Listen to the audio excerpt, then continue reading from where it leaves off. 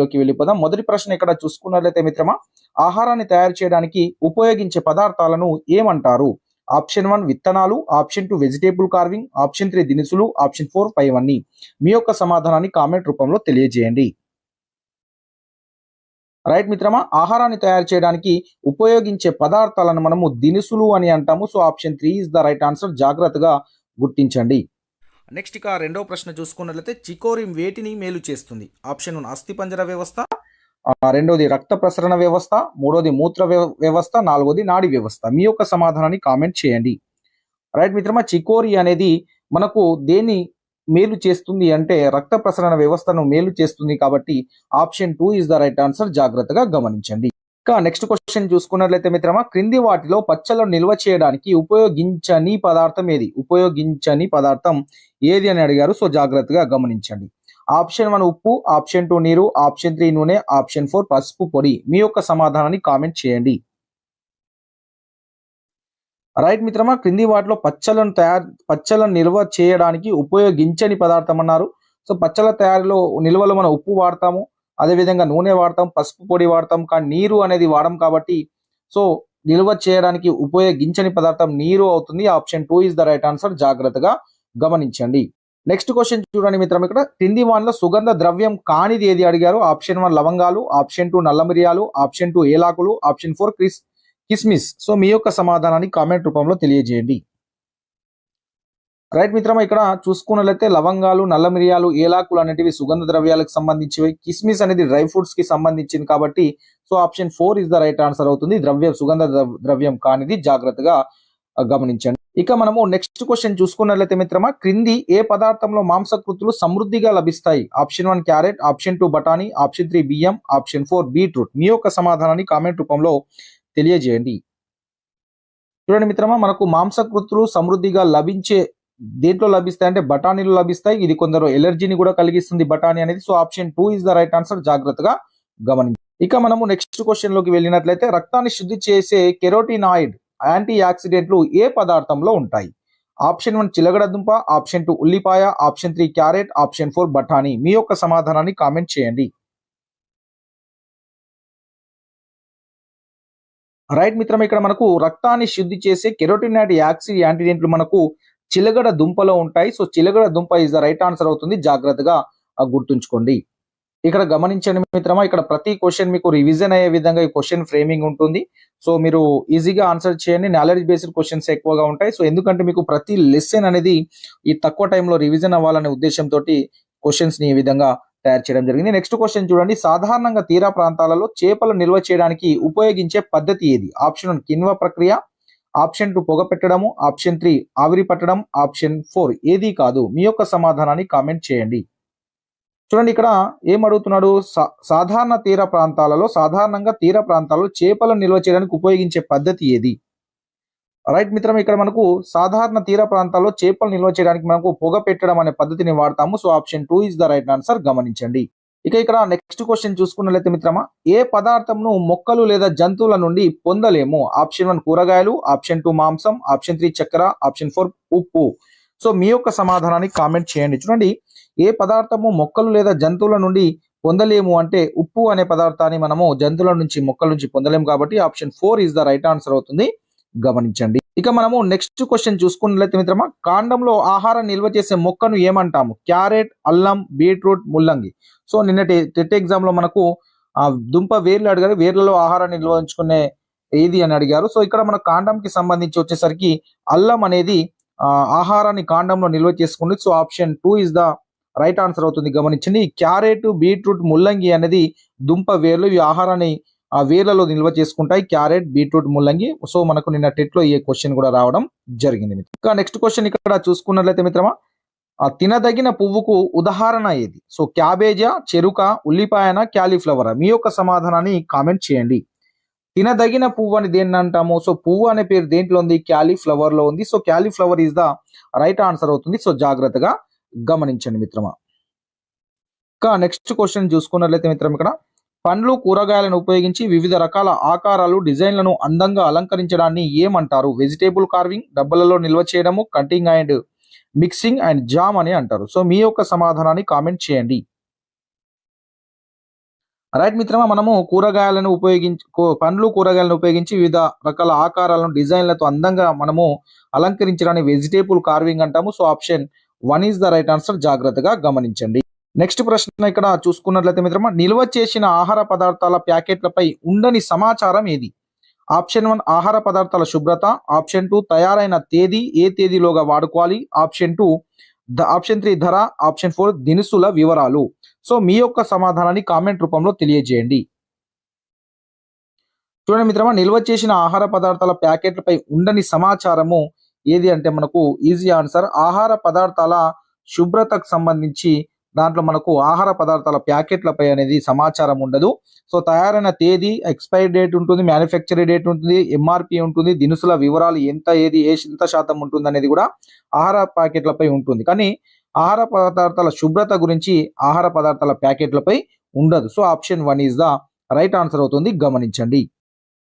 Next question ఇక్కడ చూసుకున్నట్లయితే మిత్రమా, క్రింది వాటిలో సహజ అయస్కాంతం ఏది? Option 1 rock stone, option 2 load stone, option 3 గుర్రపు నాడ అయస్కాంతం, ఆప్షన్ 4 దండ అయస్కాంతము. సో మీ యొక్క సమాధానాన్ని కామెంట్ చేయండి. క్రింది వాటిలో సహజ అయస్కాంతం మనకు తెలిసినటువంటి ఆప్షన్ లోడ్ స్టోన్ అనేది సహజ అయస్కాంతం అవుతుంది. So option 2 is the right answer. జాగ్రత్తగా గమనించండి. నెక్స్ట్ క్వశ్చన్ ఇక్కడ చూసుకున్నట్లయితే మిత్రమా, క్రింది వాటిలో అయస్కాంతం యొక్క ధాతువు ఏది? Option 1 carnallite, option 2 magnetite, option 3 magnetite, option 4 ఏది కాదు. సో మీ యొక్క సమాధానాన్ని కామెంట్ చేయండి.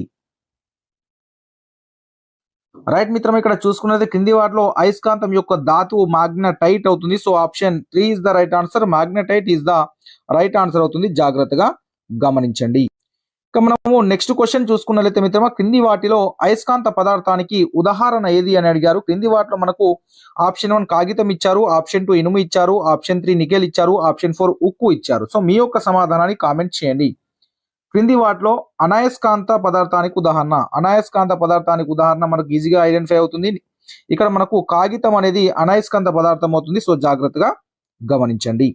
నెక్స్ట్ క్వశ్చన్ చూసుకున్నట్లయితే మిత్రం, ఇక్కడ స్వేచ్ఛగా వేలాడదీయబడిన అయస్కాంతం ఏ దిక్కులను సూచిస్తుంది? తూర్పు పడమర, ఆప్షన్ 2 తూర్పు ఉత్తరము, ఆప్షన్ 3 ఉత్తరం పడమర, ఆప్షన్ 4 ఉత్తరం దక్షిణం. సో మీ యొక్క సమాధానాన్ని కామెంట్ చేయండి. స్వేచ్ఛగా వేలాడదీయబడిన అయస్కాంతం అనేది అది ఉత్తర దక్షిణం దిశలను సూచిస్తుంది. సో అది మనకు సరైన సమాధానం అవుతుంది. ఉత్తర దక్షిణం దిశలో మనకు ఆప్షన్ 4 ఉంది. Option 4 is the right answer అవుతుంది. గమనించండి. నెక్స్ట్ క్వశ్చన్ చూసుకున్నట్లయితే ఇక్కడ అయస్కాంతానికి గల ధ్రువాల సంఖ్య ఎంత? Option 1 4, option 2 3, option 3 2, option 4 1. So మీ యొక్క సమాధానాన్ని కామెంట్ చేయండి. రైట్ మిత్రమా, అయస్కాంతానికి గల ధ్రువాల సంఖ్య మనకు 2 ధ్రువాలు ఉంటాయి. So option 3 is the right answer అవుతుంది. గమనించండి. నెక్స్ట్ క్వశ్చన్ ఇక్కడ చూసుకున్నట్లయితే మిత్రమా, పూర్వం శత్రువుల నౌకల నుంచి శిలలను తొలగించి నవలను ముంచివేయడానికి మన నౌకలు ఉంటాయి కదా, ఆ శిలను తొలగించి నౌకలను ముంచివేయడానికి ఏ అయస్కాంతాలను ఉపయోగిస్తారు? దండ అయస్కాంతమా, లోడ్ స్టోనా, గుర్రపు నాడ అయస్కాంతమా, బిల్ల అయస్కాంతమా? సో మీ యొక్క సమాధానాన్ని కామెంట్ చేయండి. చూడండి, పూర్వం శత్రువుల శిలను మనము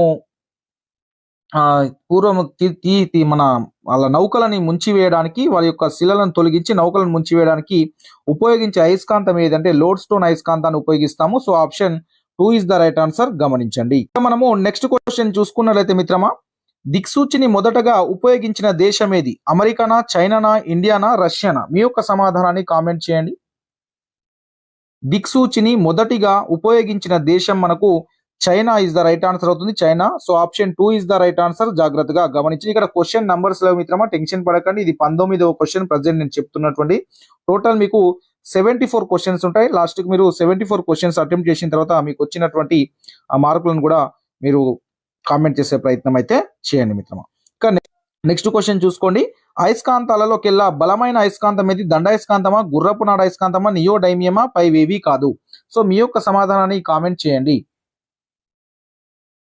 రైట్ మిత్రమా, మనకు అయస్కాంతంలోకెల్లా బలమైన అయస్కాంతము neodymium. So option 3 is the right answer. గత టెట్ అండ్ డిఎస్లో ఈ ప్రశ్న కూడా రావడం జరిగింది. ఇక మనము నెక్స్ట్ క్వశ్చన్ లోకి వెళ్ళినట్లయితే, అయస్కాంత దిక్సూచి ఏ ధర్మంపై ఆధారపడి పనిచేస్తుంది? ఆప్షన్ 1 వికర్షణ ధర్మం, ఆప్షన్ 2 ఆకర్షణ ధర్మం, ఆప్షన్ 3 దిశా ధర్మం, ఆప్షన్ 4 ఏది కాదు? సో మీ యొక్క సమాధానాన్ని కామెంట్ చేయండి. రైట్ మిత్రమా, అయస్కాంత దిక్సూచి అనేది దిశా ధర్మంపై ఆధారపడి పనిచేస్తుంది. So option 3 is the right answer. జాగ్రత్తగా గమనించండి. ఇక మనము నెక్స్ట్ క్వశ్చన్ చూసుకున్నట్లయితే మిత్రం, ఇక్కడ ఒక అయస్కాంత పదార్థము అయస్కాంతంగా ప్రవర్తించుటకు గల కారణం ఏంటి? ఆప్షన్ 1 అయస్కాంత బలమా, ఆప్షన్ 2 ఆకర్షణ బలం, ఆప్షన్ 3 వికర్షణ బలం, ఆప్షన్ 4 అయస్కాంత ప్రేరణ. సో మీ యొక్క సమాధానాన్ని కామెంట్ చేయండి. రైట్ మిత్రం, ఒక అయస్కాంత పదార్థము అయస్కాంతంగా ప్రవర్తించుటకు గల కారణము అయస్కాంత ప్రేరణ. So option 4 is the right answer. జాగ్రత్తగా గమనించండి. నెక్స్ట్ క్వశ్చన్ చూసుకున్నట్లయితే మిత్రమా 23 క్వశ్చన్స్. ప్రకృతిలో నీరు ఎన్ని రూపాలలో లభిస్తుంది? 4 రూపాల్లో, ఆప్షన్ 2 3 రూపాలలో, ఆప్షన్ 3 2 రూపాల్లో, ఆప్షన్ 4 ఒక రూపంలో. సో మీ యొక్క సమాధానాన్ని కామెంట్ చేయండి. ప్రకృతిలో మనకు నీరు 3 రూపాలలో లభిస్తుంది. సో మీకు తెలిసినటువంటి ద్రవీభవనంలో, మంచు రూపంలో, ఆవిరి రూపంలో. సో ఈ విధంగా మనకు 3 రూపాల్లో మనకు నీరు అనేది లభిస్తుంది. So option 2 is the right answer అవుతుంది. సో 3 రూపాల్లో నీరు అనేది మనకు లభిస్తుంది. నెక్స్ట్ మిత్రమా, ఇక్కడ చూసుకున్నట్లయితే నీటిని నీటి ఆవిరిగా మార్చే ప్రక్రియను ఏమంటాం? బాష్పీభవనము, సాంద్రీకరణము, బాష్పోత్సేకము, ద్రవ రూపము. సో మీ యొక్క సమాధానాన్ని కామెంట్ చేయండి. నీటిని నీటి ఆవిరిగా మార్చే ప్రక్రియను మనము బాష్పీభవనము అంటాము. So option 1 is the right answer అవుతుంది. చెట్లలో నీరు నీటి ఆవిరిగా మారడాన్ని మనం బాష్పోత్సేకము అంటాము. సో దాని యొక్క భేదాన్ని గుర్తించే ప్రయత్నం చేయండి మిత్రమా. నెక్స్ట్ క్వశ్చన్ ఇక్కడ చూసుకున్నట్లయితే వాన చినుకు గంటకు ఎన్ని మైళ్ళ వేగంతో ప్రయాణిస్తుంది? ఆప్షన్ 2 నుంచి 13 మైళ్ళ వేగంతో, ఆప్షన్ 2 5 నుంచి 16 మైళ్ళ వేగంతో, ఆప్షన్ 3 7 నుంచి 18 మైళ్ళ వేగంతో, ఆప్షన్ 4 9 నుంచి 19 మైళ్ళ వేగంతో. సో మీ యొక్క సమాధానాన్ని కామెంట్ చేయండి. వాన చినుకు గంటకు మనకు 7 నుంచి 18 మైళ్ళ వేగంతో ప్రయాణిస్తుంది. సో ఆప్షన్ మనకు 3 ఇస్ ద రైట్ ఆన్సర్ అవుతుంది. జాగ్రత్తగా గమనించండి, గుర్తుంచుకోండి. నెక్స్ట్ క్వశ్చన్ ఇక్కడ చూసుకున్నట్లయితే మిత్రమా, శీతాకాలంలో ఉదయం పూట గడ్డి మీద మొక్కల ఆకుల చివరన చిన్న చిన్న తేమ బిందువులు ఏర్పడడానికి కారణం ఏంటి? బాష్పీభవనమా, సాంద్రీకరణమా, ఘనీభవనమా, పైవేవి కాదా? మీ యొక్క సమాధానాన్ని కామెంట్ రూపంలో తెలియజేయండి. రైట్ మిత్రం, మనకు శీతాకాలంలో ఉదయం పూట గడ్డి మీద ఆకుల మీద చివరన చిన్న చిన్న తేమ బిందువులు ఏర్పడడానికి కారణం ఏంటంటే సాంద్రీకరణం. సో నీటి ఆవిరి నీరుగా మారుతుంది కాబట్టి దాన్ని మనం సాంద్రీకరణం అంటాం. So option 2 is the right answer. గమనించండి. ఇక మనము నెక్స్ట్ క్వశ్చన్ చూసుకున్నట్లయితే మిత్రమా, క్రింది వాటిలో సరి కానిది అడిగారు. ఆప్షన్ 1 చూడండి, నీటి ఆవిరి గాలి కంటే తేలికగా ఉంటుంది. ఆప్షన్ 2 భూమి నుండి పైకి పోయే కొద్ది గాలి వేడెక్కుతుంది. ఆప్షన్ 3 కొన్ని మేఘాలు వర్షాలు కురిపించలేవు. ఆప్షన్ 4 జలచక్రంలో అంతరాయం వరదలకు కరువులకు దారితీస్తుంది. ఇవి 4 స్టేట్మెంట్లో ఏది సరి కానిదో దాన్ని గుర్తించండి. రైట్ మిత్రం, ఇక్కడ చూసుకున్నట్లయితే భూమి నుండి పైకి పోయే కొద్ది గాలి అనేది చల్లబడుతుంది కానీ వేడెక్కదు కాబట్టి so option 2 is the right answer అవుతుంది. జాగ్రత్తగా గమనించండి. ఇక మనము నెక్స్ట్ క్వశ్చన్ చూసుకున్నట్లయితే మిత్రమా, మనకు 28వ ప్రశ్న. మన రాష్ట్రంలో సాధారణంగా వర్షాలు కురిసే సమయము ఆప్షన్ 1 జూన్ నుంచి అక్టోబర్ వరకు, ఆప్షన్ 2 జూన్ నుంచి సెప్టెంబర్ వరకు, ఆప్షన్ 3 జూలై నుండి నవంబర్ వరకు, ఆప్షన్ 4 జూలై నుంచి అక్టోబర్ వరకు. సో మీ యొక్క సమాధానాన్ని కామెంట్ చేయండి. మన తెలంగాణ రాష్ట్రంలో సాధారణంగా వర్షాలు అనేటివి మనకు జూన్ నుంచి సెప్టెంబర్ నెల వరకు కురుస్తాయి. సో జూన్ నుంచి సెప్టెంబర్ వరకు. So option 2 is the right answer. జాగ్రత్తగా గమనించండి. ఇక నెక్స్ట్ క్వశ్చన్ ఇక్కడ చూసుకున్నట్లయితే మిత్రమా, గొడుగును ఏ దేశస్తులు రూపొందించారు? America, India, Russia, Egypt. So మీ యొక్క సమాధానాన్ని కామెంట్ చేయండి. రైట్ మిత్రమా, గొడుగును మనకు ఈజిప్ట్ దేశస్తులు రూపొందించారు. So option 4 is the right answer. జాగ్రత్తగా గమనించండి. నెక్స్ట్ క్వశ్చన్ ఇక్కడ చూసుకున్నట్లయితే కింది వాటిలో వేరుగా ఉన్నది ఏది? పెంగ్విన్, ఈము, రేహ, పిచ్చుక. సో మీ యొక్క సమాధానాన్ని కామెంట్ చేయండి. చూడండి, ఇక్కడ పెంగ్విన్, ఈము, రేహ అనేటివి సో ఇవన్నీ మనకు ఒకే రకమైనటువంటి పక్షులకు, ఒకే రకమైన జాతికి చెందినటువంటి పక్షులు. ఇక్కడ పిచ్చుక అనేది మాత్రం వేరుగా ఉంది. So option 4 is the right answer అవుతుంది. జాగ్రత్తగా గమనించండి. నెక్స్ట్ క్వశ్చన్ ఇక్కడ చూసుకున్నట్లయితే ఆహారం కోసం కేవలం మొక్కలపై మాత్రమే ఆధారపడే జంతువులను ఏమంటారు? మాంసాహారులు, శాకాహారులు, ఉభయహారులు, కీటకాహారులు. సో మీ యొక్క సమాధానాన్ని కామెంట్ చేయండి. రైట్ మిత్రమా, కేవలం మొక్కలపై ఆధారపడే జంతువులను మనము శాకాహారులు అంటాం. So option 2 is the right answer. జాగ్రత్తగా గుర్తించండి. లైవ్ చూస్తున్న మిత్రులందరూ తప్పకుండా లైవ్ ని లైక్ చేసి మీ యొక్క సపోర్ట్ ని అందించండి మిత్రమా. నెక్స్ట్ 32వ ప్రశ్న. రుచి చూసి ఆహారాన్ని గుర్తించేవి ఏవి? ఆప్షన్ 1 కుక్క, ఆప్షన్ 2 గ్రద్ద, ఆప్షన్ 3 గబ్బిలాలు, ఆప్షన్ 4 మనకు కొన్ని సరీసృపాలు. సో మీ యొక్క సమాధానాన్ని కామెంట్ చేయండి. సో వాసన చూసి మనకు రుచి చూసి ఆహారాన్ని గుర్తించేవి ఏవి? రుచి చూసి ఆహారాన్ని గుర్తించేవి కొన్ని సరీసృపాలు. సో మనకు option 4 is the right answer అవుతుంది, జాగ్రత్తగా గమనించండి. నెక్స్ట్ క్వశ్చన్ ఇక్కడ చూసుకున్నట్లయితే ఏ జీవి కీటకాల ద్వారా నీటి ఉపరితలంపై ఏర్పడే అలలను గుర్తించగలదు? ఆప్షన్ 1 తిమింగాలు, ఆప్షన్ 2 కప్ప, ఆప్షన్ 3 చేపలు, ఆప్షన్ 4 పాన్ స్కేటర్స్. సో మీ యొక్క సమాధానాన్ని కామెంట్ చేయండి.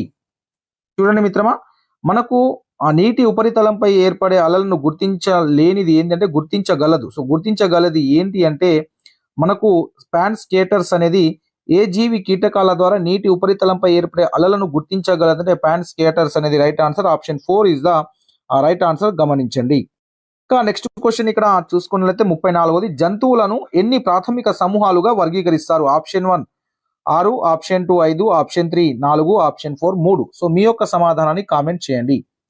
రైట్ మిత్ర, మనకు జంతువులను మొత్తం 6 ప్రాథమిక సమూహాలుగా వర్గీకరిస్తాం. So option 1 is the right answer, జాగ్రత్తగా గమనించండి. నెక్స్ట్ క్వశ్చన్ ఇక్కడ చూసుకున్నట్లయితే క్రింది ఏ జీవులలో చలనం అనేది ఉండదు? ఆప్షన్ 1 స్పంజికలు, ఆప్షన్ 2 సరీసృపాలు, ఆప్షన్ 3 పక్షులు, ఆప్షన్ 4 రేహ. మీ యొక్క సమాధానాన్ని కామెంట్ చేయండి. చూడండి, ఇక్కడ చలనం కింది ఏ జంతువులలో చలనం ఉండదు? సో మనకు చలనం లేని జంతువు స్పంజికలు అనేటివి చలనం ఉండదు. So option 1 is the right answer, గమనించండి.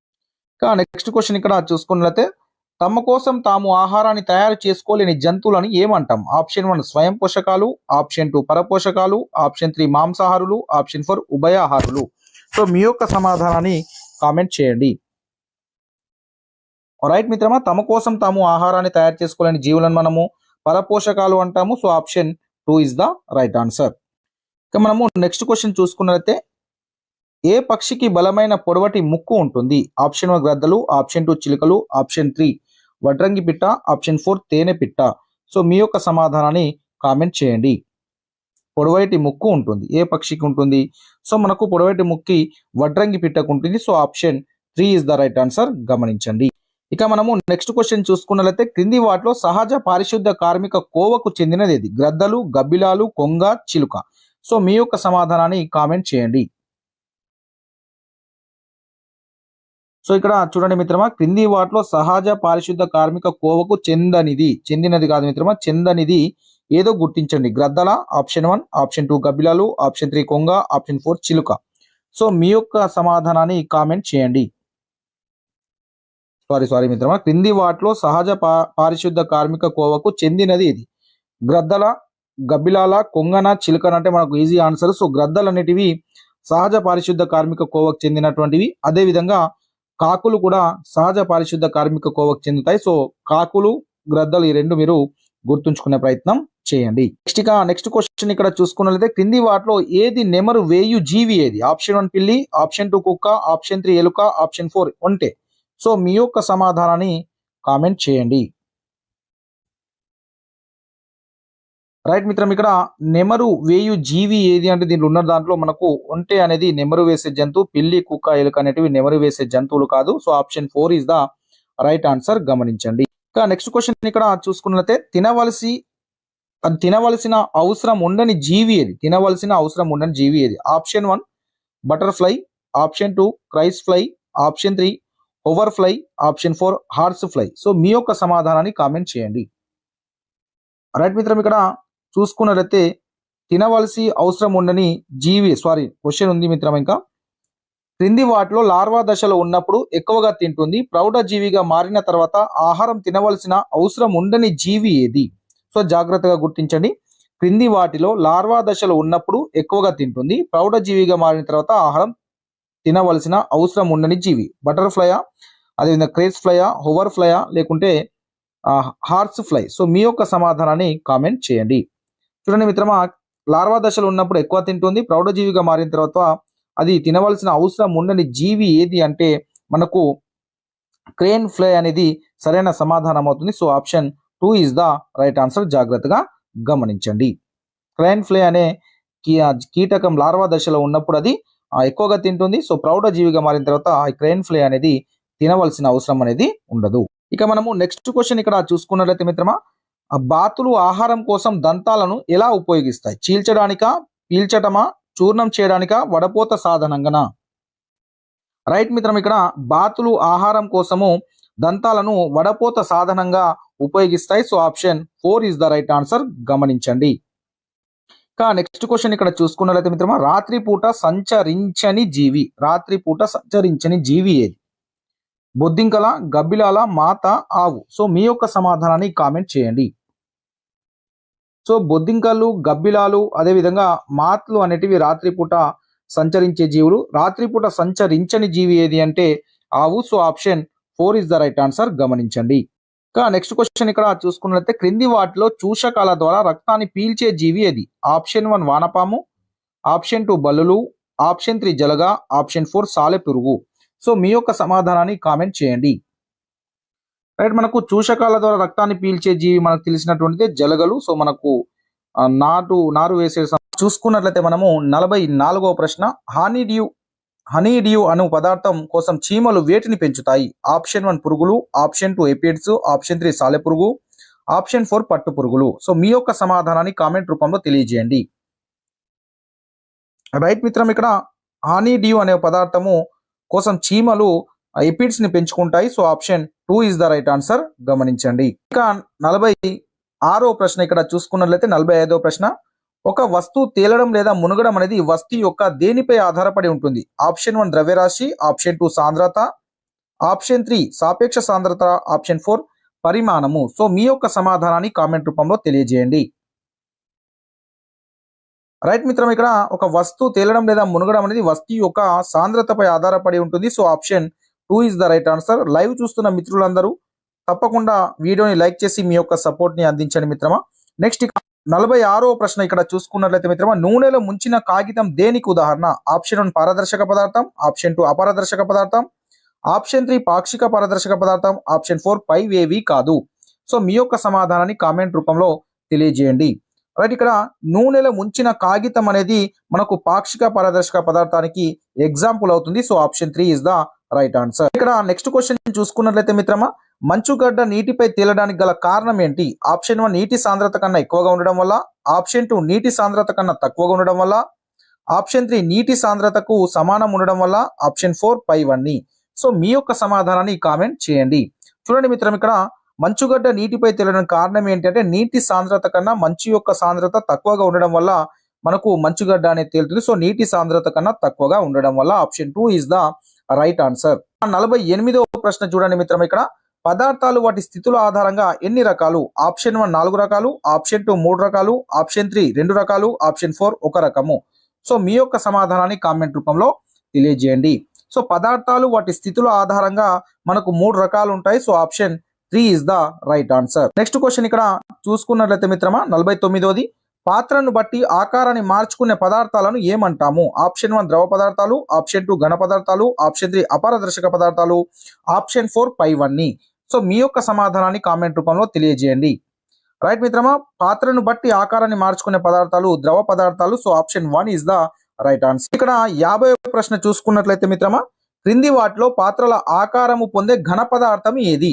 ఆప్షన్ 1 పాలు, ఆప్షన్ 2 రాయి, ఆప్షన్ 3 పంచదార, ఆప్షన్ 4 ఇటుక. రైట్, ఇక్కడ మిత్రమా చూసుకున్నట్లయితే 50వ ప్రశ్న, పాత్రల ఆకారంను పొందే ఘన పదార్థం ఏది అంటే దీంట్లో పంచదార. నెక్స్ట్ ఇక 51వ ప్రశ్న చూసుకున్నట్లయితే మిత్రమా, క్యాండేర్ అంటే ఏమిటి? ఆప్షన్ 1 చీకటి, ఆప్షన్ 2 వెలుగు, ఆప్షన్ 3 నీడ, ఆప్షన్ 4 మెరుపు.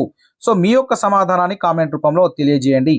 రైట్, ఇక్కడ క్యాండేర్ అంటే మనకు మెరుపు అని అర్థం ఉంటుంది. So option 4 is the right answer. Next ఇక్కడ 52వ ప్రశ్న చూసుకున్నట్లయితే క్రింది వాటిలో నీటిలో కరిగే పదార్థం ఏది? Option 1 vinegar, option 2 kerosene, option 3 కొబ్బరి నూనె, ఆప్షన్ 4 పంచదార. సో మీ యొక్క సమాధానాన్ని కామెంట్ రూపంలో తెలియజేయండి. రైట్ మిత్రం, మన క్రింది వాటిలో నీటిలో కరిగే పదార్థం పంచదార ఉంటుంది. So option 4 is the right answer అవుతుంది, గమనించండి. సో ఇక్కడ వెనిగర్, కిరోసిన్, కొబ్బరి నూనె అనేది నీటిలో కరగదు. నెక్స్ట్ క్వశ్చన్ చూసుకున్నట్లయితే నెక్స్ట్ 53వ ప్రశ్న, పిల్లి ఎన్ని గంటలు నిద్రలో గడుపుతుంది? ఆప్షన్ 1 8 గంటలు, ఆప్షన్ 2 దాదాపు 10 గంటలు, ఆప్షన్ 3 దాదాపు 12 గంటలు, ఆప్షన్ 4 దాదాపు 14 గంటలు. సో మీ యొక్క సమాధానాన్ని కామెంట్ రూపంలో తెలియజేయండి. రైట్, మనకు పిల్లి రోజులో ఎన్ని గంటలు నిద్రలో ఉంటుంది అంటే దాదాపు 14 గంటలు నిద్రలో ఉంటుంది. So option 4 is the right answer. Next question ఇక్కడ చూసుకున్నట్లయితే మిత్రమా 54ది, షార్క్ చేప నోటిలో ఉండే దంతాల సంఖ్య. ఆప్షన్ 1 దాదాపు 4000 దంతాలు, ఆప్షన్ 2 దాదాపు 5000 దంతాలు, ఆప్షన్ 3 దాదాపు 6000 దంతాలు, ఆప్షన్ 4 దాదాపు 7000 దంతాలు. సో మీ యొక్క సమాధానాన్ని కామెంట్ రూపంలో తెలియజేయండి. రైట్ మిత్రమా, ఇక్కడ షార్క్ చేప నోటిలో దాదాపుగా ఇక్కడ 4000 దంతాలు ఉంటాయి. So option 1 is the right answer, గమనించండి.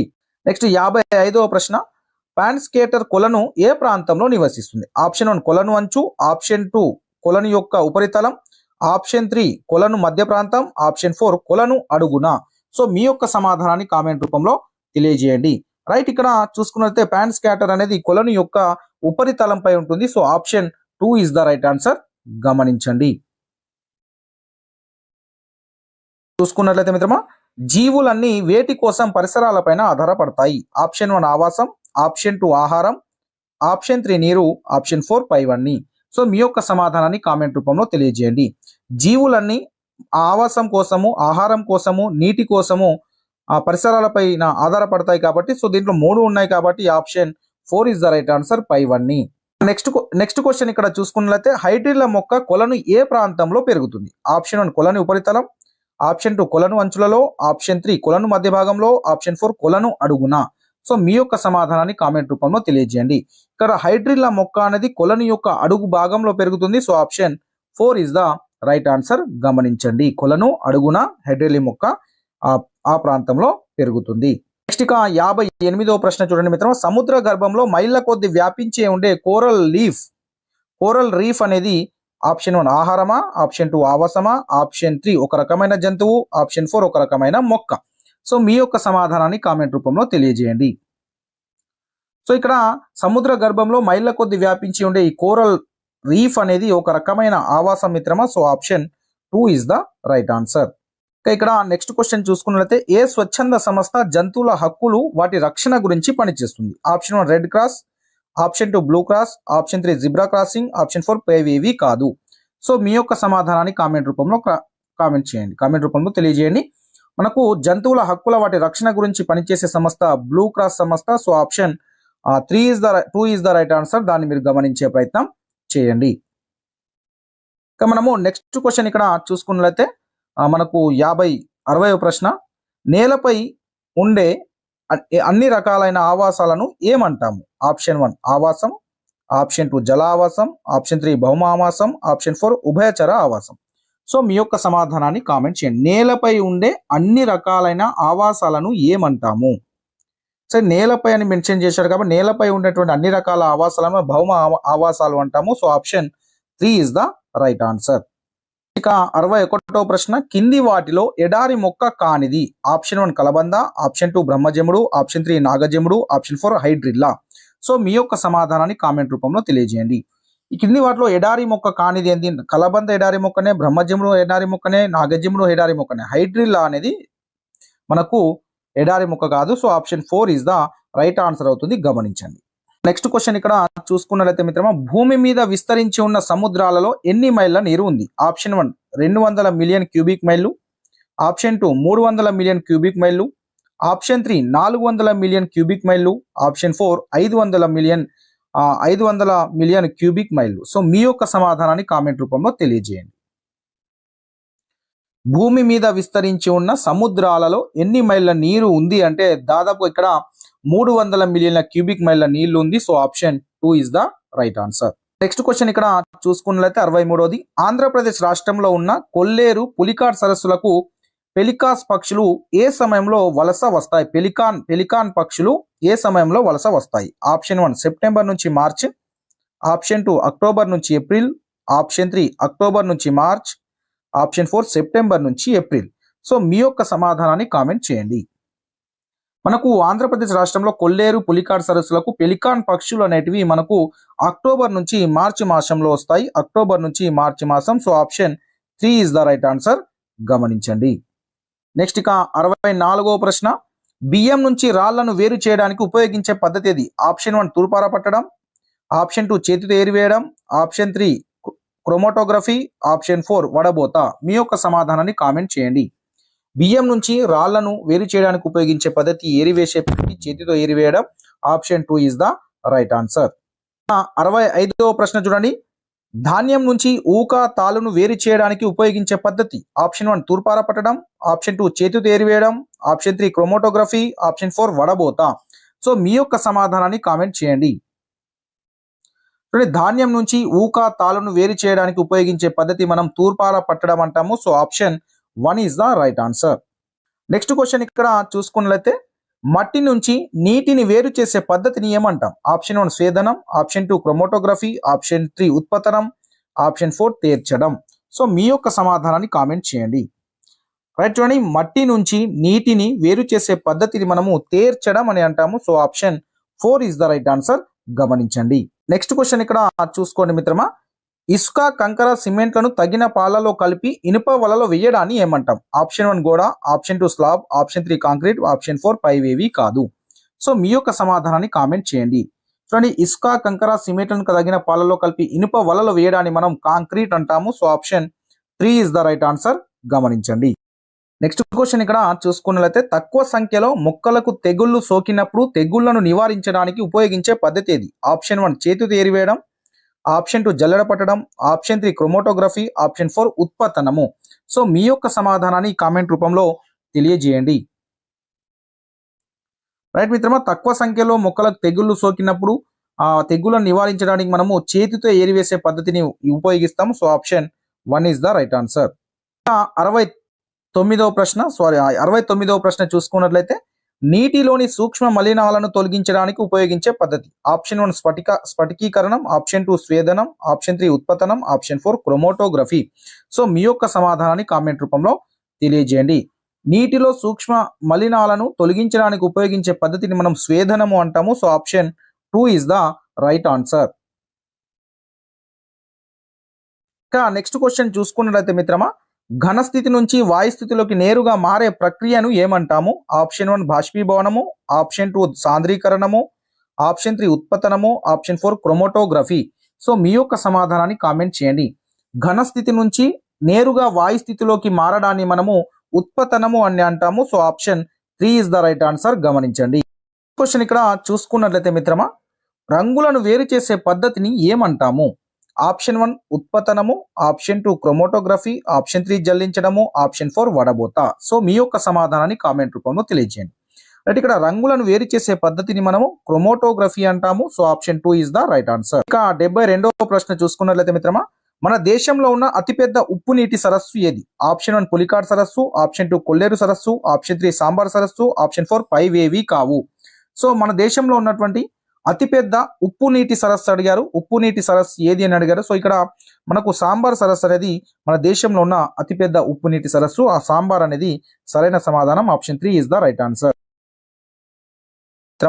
73వది, ఘన స్థితిలో ఉన్న కార్బన్ డైఆక్సైడ్ ను ఏమంటాం? Option 1 wet ice, option 2 dry ice, option 3 carbon dioxide అని అంటాము. సో మీ యొక్క సమాధానాన్ని కామెంట్ చేయండి. ఘన స్థితిలో ఉన్నటువంటి కార్బన్ డైఆక్సైడ్ ని మనం డ్రై ఐస్ అని అంటాము. So option 2 is the right answer. Next ఇక 74వ ప్రశ్న, ఒకటి కంటే ఎక్కువ వస్తువుల కలయికను ఏమంటాము? ఆప్షన్ 1 రసాయనాలు, ఆప్షన్ 2 ఘన పదార్థాలు, ఆప్షన్ 3 మిశ్రమాలు, ఆప్షన్ 4 ద్రవ పదార్థాలు. సో మీ యొక్క సమాధానాన్ని కామెంట్ చేయండి. ఒకటి కంటే ఎక్కువ వస్తువుల కలయికను మనము మిశ్రమాలు అని అంటాము. So option 3 is the right answer.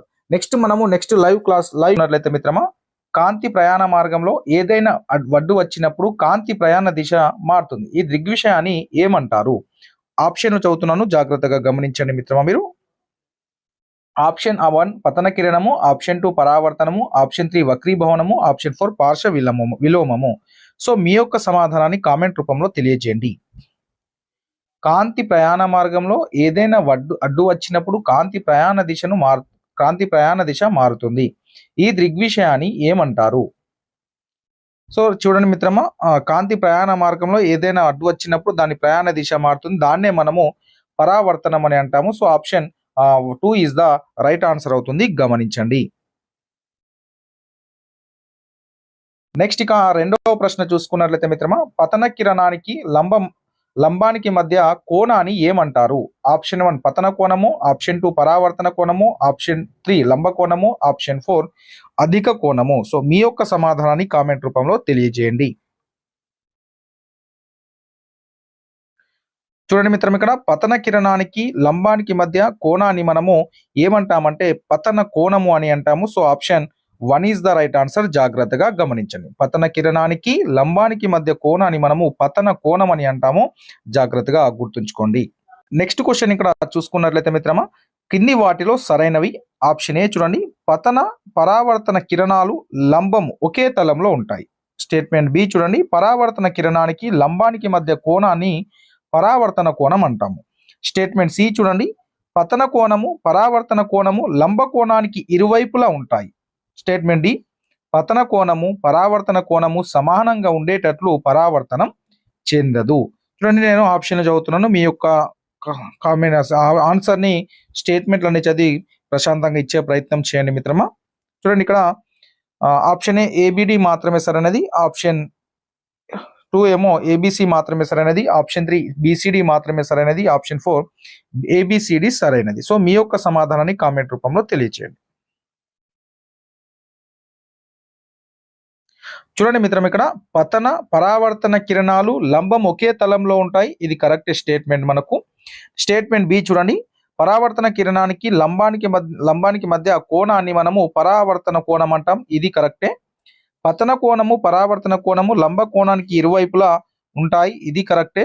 పతన కోణము పరావర్తన కోణం సమానంగా ఉండేటట్లు పరావర్తనము చెందదు అని ఉంది. సో పరావర్తనం అనేది చెందుతుంది. సో ఇది మనకు రాంగ్ స్టేట్మెంట్ ఉంది, ఆప్షన్ డి అనేది. కాబట్టి ఏబిసి ఆప్షన్ ఎక్కడైతే ఉందో అది మనకు సరైన సమాధానం అవుతుంది. So option 2 is the right answer అవుతుంది. గమనించండి.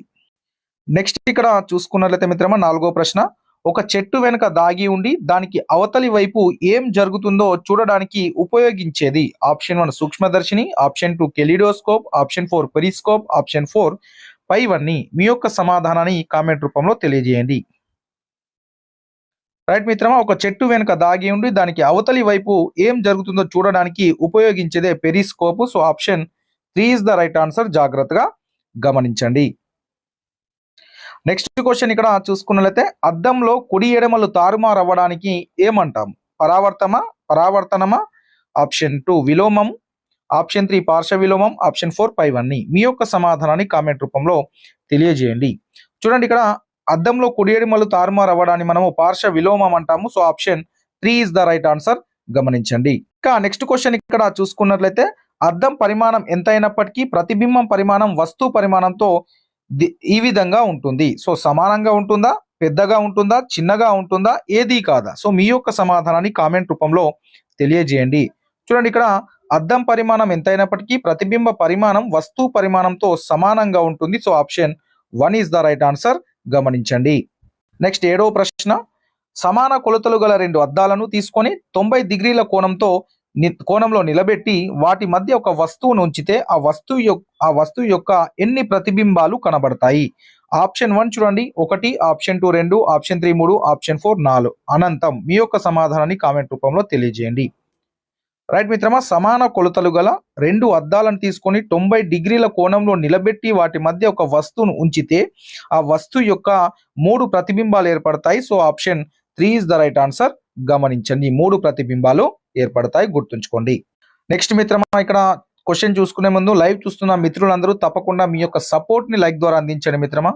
మీ యొక్క సపోర్ట్ నేను లైక్ ద్వారా ఆశిస్తున్నాను. తప్పకుండా లైక్ చేసి మీ యొక్క సపోర్ట్ ని అందించండి. తప్పకుండా ఈ గ్రాండ్ టెస్ట్ లకి వెళ్ళి నిన్న పెట్టినటువంటి 6th క్లాస్ గ్రాండ్ టెస్ట్, ఈ రోజు పెట్టినటువంటి 7th క్లాస్ గ్రాండ్ టెస్ట్ లకి వెళ్ళి తప్పకుండా రేపు రాయబోయే టెట్ లో ఖచ్చితంగా క్వశ్చన్స్ అనేటివి వస్తాయి మిత్రమా. 8వ ప్రశ్న, అద్దంలో ఏర్పడే ప్రతిబింబం కంటే వాహనం తాలూకు అద్దంలో ఏర్పడే ప్రతిబింబం చిన్నగా ఉండడానికి గల కారణం ఏంటిది? ఆప్షన్ 1 సమతల దర్పణం, ఆప్షన్ 2 పుటాకార దర్పణం, ఆప్షన్ 4 కుంభాకార దర్పణం, ఆప్షన్ 4 పైవన్నీ. సో మీ యొక్క సమాధానాన్ని కామెంట్ రూపంలో తెలియజేయండి. చూడండి, ఇక్కడ అద్దంలో ఏర్పడే ప్రతిబింబం కంటే వాహనం తాలూకు అద్దంలో ఏర్పడే ప్రతిబింబం చిన్నగా ఉండడానికి గల కారణం ఏంటంటే కుంభాకార దర్పణం అనేది వాడడం వల్ల వాహనంలో సో చిన్నగా అనేది ప్రతిబింబం కనిపిస్తుంది. గమనించండి. ఇంకా నెక్స్ట్ క్వశ్చన్ ఇక్కడ చూసుకున్నట్లయితే మిత్రమా, మనము కింది వాటిని పరిశీలించండి. స్టేట్మెంటే, తెరపై పట్టగలిగిన ప్రతిబింబాన్ని నిజ ప్రతిబింబం అంటాం. తెరపై పట్టగలిగి దర్పణంలో మాత్రమే చూడగలిగే ప్రతిబింబాన్ని మనము మిథ్య ప్రతిబింబం అంటాము. ఇందులో సరైనది ఏంది? ఏ మాత్రమే సరైనది, బి మాత్రమే సరైనది, ఏ మరియు బి సరైనది, ఏది కాదు. సో మీ యొక్క సమాధానాన్ని కామెంట్ రూపంలో తెలియజేయండి. చూడండి, ఇక్కడ చూసుకున్నట్లయితే తెరపై పట్టగలిగిన ప్రతిబింబాన్ని నిజ ప్రతిబింబం అంటామనేది ఇది సరైన స్టేట్మెంటే. తెరపై పట్టగలిగి దర్పణంలో మాత్రమే చూడగలిగే దాన్ని నిత్య ప్రతిబింబం అంటారనేది రాంగ్ స్టేట్మెంట్ అవుతుంది. సో మనకు ఇక్కడ ఒకటి మాత్రమే సరైనది ఉన్నది కాబట్టి ఏ మాత్రమే సరైనది. Option 1 is the right answer. గమనించండి. ఇక నెక్స్ట్ క్వశ్చన్ ఇక్కడ చూసుకున్నట్లయితే మిత్రమా, టార్చ్ లైట్ వాహనాల హెడ్ లైట్లలో చిన్న బల్బు కాంతి కూడా ప్రకాశవంతంగా ఉండడానికి గల కారణం ఏంది? టార్చ్ లైట్ వాహనాల హెడ్ లైట్లలో చిన్న బల్బు కాంతి కూడా ప్రకాశవంతంగా ఉండడానికి గల కారణం ఏంటిది? ఆప్షన్ 1 కుంభాకార దర్పణం, ఆప్షన్ 2 పుటాకార దర్పణం, ఆప్షన్ 4 సమతల దర్పణం, ఆప్షన్ 4 పైవేవి కాదు. మీ యొక్క సమాధానాన్ని కామెంట్ రూపంలో తెలియజేయండి. అంటే ఇక్కడ ప్రకాశవంతంగా ఉన్న కారణం ఏంటంటే పుటాకార దర్పణం అనేది ఉంటుంది. So option 2 is the right answer. ఇక నెక్స్ట్ క్వశ్చన్ ఇక్కడ చూసుకున్నట్లయితే కింది వాటిని పరిశీలించి తప్పుగా ఉన్నదాన్ని గుర్తించండి. ఆప్షన్ 1 చూసుకున్నట్లయితే రెండు సమతల దర్పణాల మధ్య కోణం తగ్గిస్తున్న కొలది వాటి మధ్య గల వస్తు ప్రతిబింబాల సంఖ్య తగ్గుతుంది. Statement. Option 2 real view mirror లో వస్తు ప్రతిబింబం చిన్నదిగా కనిపిస్తుంది. ఆప్షన్ 3 దంత వైద్యులు వాడే అద్దంలో వస్తు ప్రతిబింబం పెద్దగా కనిపిస్తుంది. స్టేట్మెంట్ 4 ఆప్షన్ 4 గరుకు అయిన తలాల వలన జరిగే పరావర్తనాన్ని మనము క్రమరహిత పరావర్తనం అంటాము. దీంట్లో తప్పుగా ఏది ఉందో మీరు ఆన్సర్ చేయండి. చూడండి, మొదటిది రెండో స్టేట్మెంట్ చూడండి, రియల్ వ్యూ మిర్రర్ లో వస్తు ప్రతిబింబం చిన్నదిగా కనిపిస్తుంది. రైట్ స్టేట్మెంటే. దంత వైద్యులు వాడే అద్దంలో వస్తు ప్రతిబింబం పెద్దగా కనిపిస్తుంది. ఇది కరెక్టే. గరకైన తలాల వలన జరిగే పరావర్తనాన్ని మనం క్రమరహిత పరావర్తనం అంటాం. ఇది కరెక్టే. కానీ ఇక్కడ రెండు సమతల దర్పణాల మధ్య కోణం తగ్గిస్తున్న కొద్దీ వాటి మధ్య గల వస్తు ప్రతిబింబాల సంఖ్య అనేది పెరుగుతుంది, తగ్గదు. కాబట్టి ఇది రాంగ్ స్టేట్మెంట్ ఉంది. కాబట్టి మనకు option 1 is the right answer అవుతుంది. గమనించండి. ఇక నెక్స్ట్ క్వశ్చన్ ఇక్కడ చూసుకున్నట్లయితే రెండు అద్దాలను ఉపయోగించి ఒక కొవ్వొత్తికి 5 ప్రతిబింబాలు ఏర్పడేటట్లు చేసే ఆ అద్దాల మధ్య కోణం ఎంత? సో ఒక కొవ్వొత్తికి 5 ప్రతిబింబాలు ఏర్పడాలంటే వాటి యొక్క అద్దాల మధ్య కోణం ఎంత ఉంచాలి? సో ఆప్షన్ 1 వచ్చేసరికి 30 డిగ్రీల కోణం, ఆప్షన్ 2 45 డిగ్రీలు, ఆప్షన్ 3 60 డిగ్రీలు, ఆప్షన్ 4 70 డిగ్రీలు. సో మీ యొక్క సమాధానాన్ని కామెంట్ చేయండి. చూడండి మిత్రం, ఇక్కడ రెండు అద్దాలను ఉపయోగించి ఒక కొవ్వొత్తికి 5 ప్రతిబింబాలు ఏర్పడేటట్టు చేసినప్పుడు ఆ అద్దాల మధ్య కోణం మనము 60 డిగ్రీలుగా ఉంచినట్లయితే మనకు 5 ప్రతిబింబాలు అనేటివి ఏర్పడతాయి. So option 3 is the right answer. గమనించండి. ఇక నెక్స్ట్ క్వశ్చన్ ఇక్కడ చూసుకున్నట్లయితే మిత్రమా 13వది, మొక్కలు ఆహారం తయారు చేసుకోవడంలో కాంతి కూడా ఉపయోగపడుతుందని మొట్టమొదటిసారిగా తెలిపిన శాస్త్రవేత్త ఎవరు? Option 1 Aristotle, option 2 Van Helmont, option 3 Stephen Hales, option 4 Priestley. మీ యొక్క సమాధానాన్ని కామెంట్ రూపంలో తెలియజేయండి. రైట్ మిత్రమా, మొక్కలు ఆహారం తయారు చేసుకోవడంలో కాంతి కూడా ఉపయోగపడుతుందని మొట్టమొదటిసారిగా తెలిపినటువంటి శాస్త్రవేత్త Stephen Hales. Option 3 is the right answer. గమనించండి. నెక్స్ట్ క్వశ్చన్ ఇక్కడ చూసుకున్నట్లయితే పరిసరాలలోని గాలి మొక్కలలోకి వాయు వినిమయం ఉంటుందని తెలియజేసిన శాస్త్రవేత్త ఎవరు? Option 1 Aristotle, option 2 Van Helmont, option 3 Stephen Hales, option 4 Priestley. మీ యొక్క సమాధానాన్ని కామెంట్ చేయండి. చూడండి, ఇక్కడ చూసుకున్నట్లయితే మనకు పరిసరాలను గాలి మొక్కలలోకి వాయు వినిమయము ఉంటుందని తెలియజేసిన శాస్త్రవేత్త పేరు మనకు Stephen Hales. Option 3 is the right answer. గమనించండి, గుర్తుంచుకోండి. నెక్స్ట్ క్వశ్చన్ ఇక్కడ చూసుకున్నట్లయితే జంతువులు గాలిని కలుషితం చేస్తే మొక్కలు గాలిని శుద్ధి చేస్తాయని తెలియజేసిన శాస్త్రవేత్త ఎవరు? Option 1 Aristotle, option 2 Van Helmont, option 3 Stephen Hales, option 4 Priestley. మీ యొక్క సమాధానాన్ని కామెంట్ చేయండి. జంతువులు గాలిని కలుషితం చేస్తే మొక్కలు గాలిని శుద్ధి చేస్తాయని చెప్పినటువంటి శాస్త్రవేత్త Priestley. So option 4 is the right answer. గమనించండి. నెక్స్ట్ క్వశ్చన్ ఇక్కడ చూసుకున్నట్లయితే మిత్రమా ఆకుపచ్చటి మొక్కలు సూర్యరశ్మి సమక్షంలో ఇతర కాంతి జనకాల సమక్షంలో వేటిని ఉపయోగించకుండా గ్లూకోజ్ ను పిండి పదార్థాలను తయారు చేస్తాయి? వేటిని ఉపయోగించకుండా? ఆప్షన్ 1 కార్బన్ డైఆక్సైడ్, ఆప్షన్ 2 నీటిని, ఆప్షన్ 3 ఆక్సిజన్, ఆప్షన్ 4 పైవన్నీ. సో మీ యొక్క సమాధానాన్ని కామెంట్ రూపంలో తెలియజేయండి. రైట్, ఇక్కడ చూసుకున్నట్లయితే మిత్రమా ఆకుపచ్చటి మొక్కలు సూర్యరశ్మి సమక్షంలో ఇతర కాంతి జనకాల సమక్షంలో వేటిని ఉపయోగించకుండా గ్లూకోజ్ ను పిండి పదార్థాలను తయారు చేస్తాయంటే ఇక్కడ ఆక్సిజన్ ను ఉపయోగించుకోకుండా అవి వాటి యొక్క పిండి పదార్థాలను గ్లూకోజ్ ను తయారు చేస్తాయి. So option 3 is the right answer. గమనించండి. నెక్స్ట్ క్వశ్చన్ ఇక్కడ చూసుకున్నట్లయితే మిత్రమా మనము కిరణజన్య సంయోగ క్రియలో ఏం జరుగుతుంది? కిరణజన్య సంయోగ క్రియలో జరిగేది ఆప్షన్ 1 వేర్లలో, కాండంలోననా, పత్రంలోననా, పైవన్య. కిరణజన్య సంయోగ క్రియ దేంట్లో జరుగుతుంది? సో మనకు తెలిసినటువంటి ఆన్సర్ మనకు పత్రంలో కిరణజన్. నెక్స్ట్ క్వశ్చన్ ఇక్కడ చూసుకున్నట్లయితే మొక్కలను భద్రపరచడాన్ని ఏమంటారు? Option 1 nursery, option 2 herbarium, option 3 haustoria, option 4 lichen. మీ యొక్క సమాధానాన్ని కామెంట్ చేయండి. రైట్, ఇక్కడ మనము మొక్కలను భద్రపరచడాన్ని మనము హెర్బేరియం అంటాము. So option 2 is the right answer, గమనించండి. నెక్స్ట్ క్వశ్చన్ ఇక్కడ చూసుకున్నట్లయితే మొక్కకు అవసరమయ్యే ముఖ్యమైన పోషకాలలో కానిది అడిగారు. ఆప్షన్ 1 నత్రజని, ఆప్షన్ 2 పొటాషియం, ఆప్షన్ 3 భాస్వరం, ఆప్షన్ 4 అయోడిన్. కానిది ఏదో గుర్తించండి, పోషకాలలో కానిది. సో ఇక్కడ మొక్కలలో అవసరమయ్యే ముఖ్యమైన పోషకాలలో కానిది ఏంటంటే ఇక్కడ అయోడిన్ అనేది మనకు సరైన సమాధానంగా తీసుకోవాలి. సో నత్రజని, పొటాషియం, భాస్వరం అనేది ఖచ్చితంగా మొక్కకు అవసరం. సో అయోడిన్ అనేది లేకపోయినా సో మొక్కకు ఈ 3 అయితే అవసరం అవుతాయి. సో దాన్ని మీరు గమనించే ప్రయత్నం చేయండి. ముఖ్యమైన పోషకాలలో కానిది అడిగారు. సో మనకు అయోడిన్ అనేది సరైన సమాధానం అవుతుంది. నెక్స్ట్ క్వశ్చన్ ఇక్కడ చూడండి, హస్టోరియా అంటే ఏంటిది? వేరు, ఆప్షన్ 2 కాండం, ఆప్షన్ 3 పత్రం, ఆప్షన్ 4 పైవన్నీ. మీ యొక్క సమాధానాన్ని కామెంట్ రూపంలో తెలియజేయండి. రైట్ మిత్రమా, ఇక్కడ హస్టోరియా అంటే మనకు అందరికి తెలిసినటువంటిది వేరు. హస్టోరియా అనేది ఒక option 1 is the right answer. Next ఇది ప్రీవియస్ క్వశ్చన్ మిత్రమా, కస్కుట ఒక స్వయం పోషకమా, పరపోషణ, పూతికాహార, సహజీవనమా? సో మీ యొక్క సమాధానాన్ని కామెంట్ చేయండి. రైట్, ఇక్కడ కస్కుట అనేది ఒక పరపోషణకు సంబంధించినటువంటి మొక్క. So option 2 is the right answer, గమనించండి. నెక్స్ట్ క్వశ్చన్ ఇక్కడ చూడండి, క్రింది వాటిలో కీటకాహారపు మొక్కను గుర్తించండి. ఆప్షన్ 2 మందారము, option 1, option 2 nepenthes, option 3 cuscuta, option 4 బంగారు తీగ. సో మీ యొక్క సమాధానాన్ని కామెంట్ చేయండి. అంటే ఇక్కడ కస్కుట, బంగారు తీగ రెండింటికి ఒకటే నేమ్ ఉంటుంది. అదేవిధంగా కింది వాటిలో కీటకాహారపు మొక్క ఏది అంటే మనకు నెపంతిస్ అనేది కీటకాహారపు మొక్క అవుతుంది. So option 2 is the right answer. శైవలాలు, శిలీంధ్రాలు కలిసి సమూహాలుగా సహజీవనం చేస్తాయి. ఈ సంబంధాన్ని ఏమంటాం? హస్టోరియా, ఆప్షన్ 2 సహజీవనం, option 2, option 3 lichen, option 4 Venus flytraps. మీ యొక్క సమాధానాన్ని కామెంట్ చేయండి. రైట్, ఇక్కడ చూసుకున్నట్లయితే శైవలాలు, శిలీంధ్రాలు కలిసి సమూహాలుగా సహజీవనం చేసుకోవడాన్ని మనము లైకెన్ అంటాము. So option 3 is the right answer. Next question చూసుకున్నట్లయితే ఇక్కడ కింది వాటిని పరిశీలించండి. ఆప్షన్ 1 ఒకసారి చూడండి, గాలి లోపలికి పీల్చడాన్ని మనం ఉచ్ఛ్వాసం అంటాము. గాలిని వెలుపలికి విలవడాన్ని నిశ్వాసం అంటాము. అదేవిధంగా ఒక నిమిషంలో ఎన్నిసార్లు అయితే గాలిని లోపలికి పిలిచి వెలుపలికి వదిలిపెడతామో దాన్ని శ్వాసించడం అంటాం. ఇందులో సరికాని వివరణ ఇది. దీనిలో తప్పేదో దాన్ని మనము గుర్తించాలి. చూడండి, ఇక్కడ గాలిని లోపలికి పీల్చడాన్ని ఆప్షన్ 1 1 మాత్రమే సరైనది, ఆప్షన్ 2 2 మాత్రమే సరైనది, ఆప్షన్ 3 3 మాత్రమే సరైనది, ఆప్షన్ 4 1 2 మాత్రమే సరైనది. మీ యొక్క సమాధానాన్ని కామెంట్ చేయండి. రైట్, ఇక్కడ చూడండి మిత్రమా, ఒకటి గాలిని లోపలికి పీల్చడాన్ని మనము ఉచ్ఛ్వాసం అంటాము, ఇది సరైనదే. అదేవిధంగా గాలిని వెలుపలికి వదలడాన్ని నిశ్వాసం అంటాం, ఇది కరెక్ట్. నిశ్వాసం అంటాం, కరెక్టే.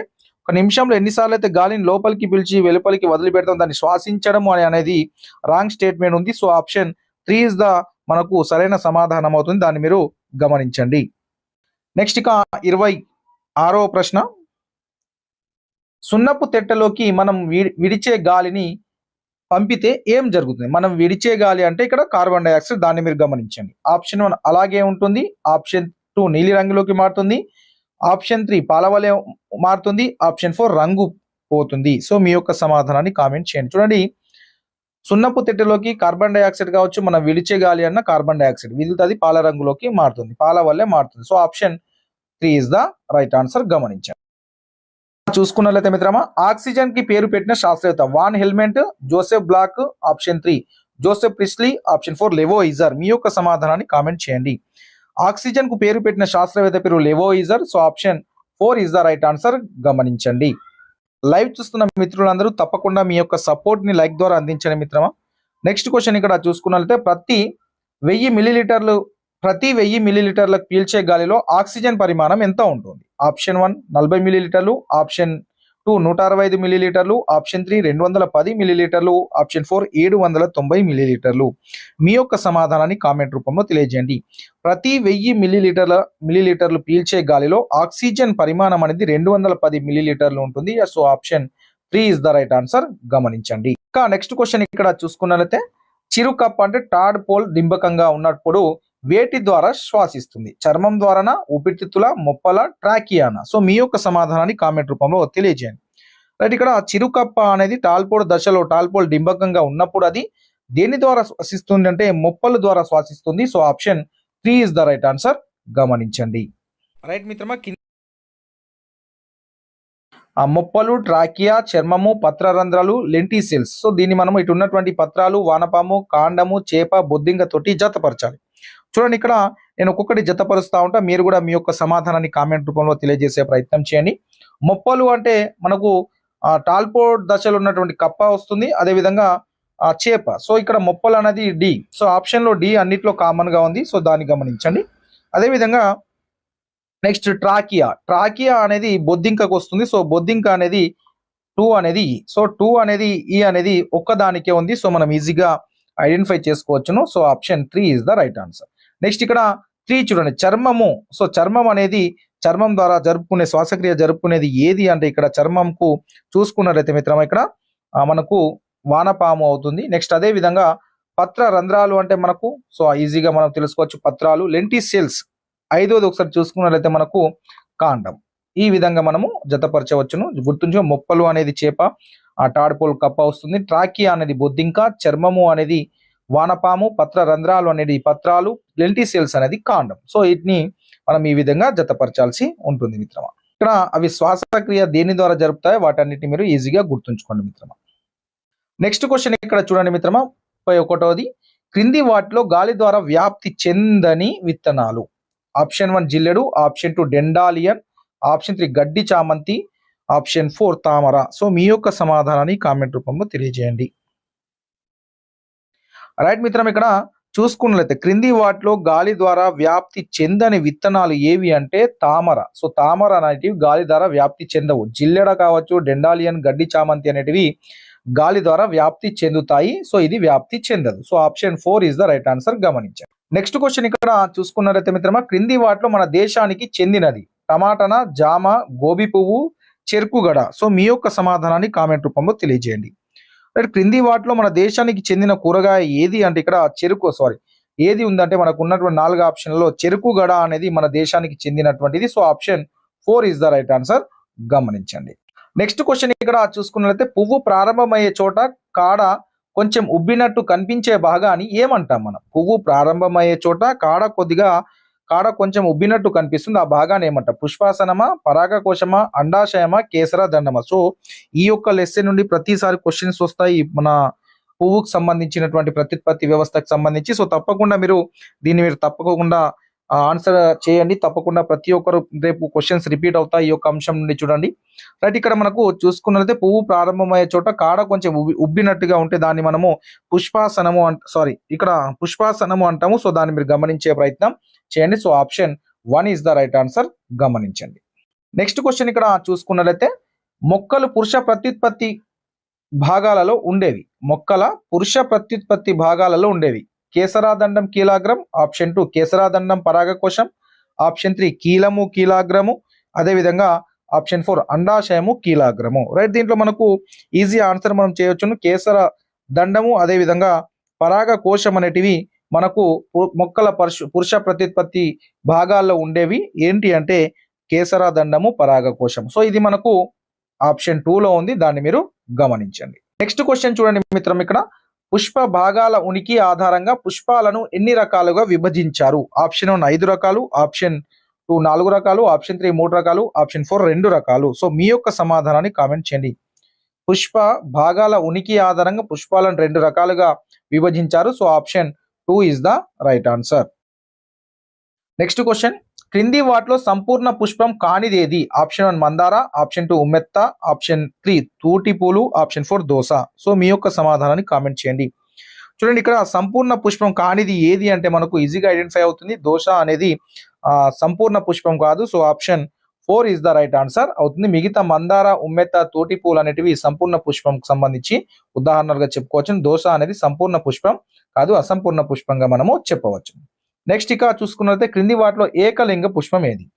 ఆప్షన్ 1 మందార, ఆప్షన్ 2 తూటి పూలు, ఆప్షన్ 4 ఉమ్మెత్త, ఆప్షన్ 4 దోస, ఆప్షన్ 3 ఏమో ఉమ్మెత్త. సో మీ యొక్క సమాధానాన్ని కామెంట్ చేయండి. సేమ్ యాజ్ ఇట్ ఈస్ ఇది కూడా ఏకలింగ పుష్పాలన్నీ అసంపూర్ణ పుష్పాలు కాబట్టి so option 4 is the right answer అవుతుంది దోస. సో దాన్ని మీరు గమనించే ప్రయత్నం చేయండి. దోస అనేది ఏకలింగ పుష్పము, అదేవిధంగా అసంపూర్ణ పుష్పము అవుతుంది, గమనించండి. నెక్స్ట్ క్వశ్చన్ ఇక్కడ చూసుకున్నట్లయితే పువ్వులో ఏ భాగం ఫలంగా మారుతుంది? ఆప్షన్ 1 అండాశయము, ఆప్షన్ 3 అండాలు, ఆప్షన్ 2 అండాలు, ఆప్షన్ 3 కేశరావళి, ఆప్షన్ 4 పై రెండు మాత్రమే. సో ఇక్కడ మీ యొక్క సమాధానాన్ని కామెంట్ చేయండి. రైట్ మిత్రమా, ఇక్కడ మనకు సరైన సమాధానం వచ్చేసరికి చూడండి, అండాశయం అనేది సరైన సమాధానం అవుతుంది. ఇక్కడ పువ్వులో మనకు అండాశయం అనేది ఫలంగా మారుతుంది. So option 1 is the right answer, గమనించండి. రైట్ మిత్రమా, ఇక్కడ స్టేట్మెంట్లు ఉన్నాయి, గమనించండి. స్టేట్మెంట్ 1, ఒక మొక్కలోని పరాగకోశంలోని పరాగ రేణువులు కీలగ్రాన్ని చేరే విధానాన్ని మనం పరపరాగ సంపర్కం అంటాం. స్టేట్మెంట్ బి, ఒక పుష్పంలోని పరాగ రేణువులు అదే పుష్పంలోని కీలగ్రాన్ని చేరడాన్ని మనం ఆత్మపరాగ సంపర్కం అంటాము.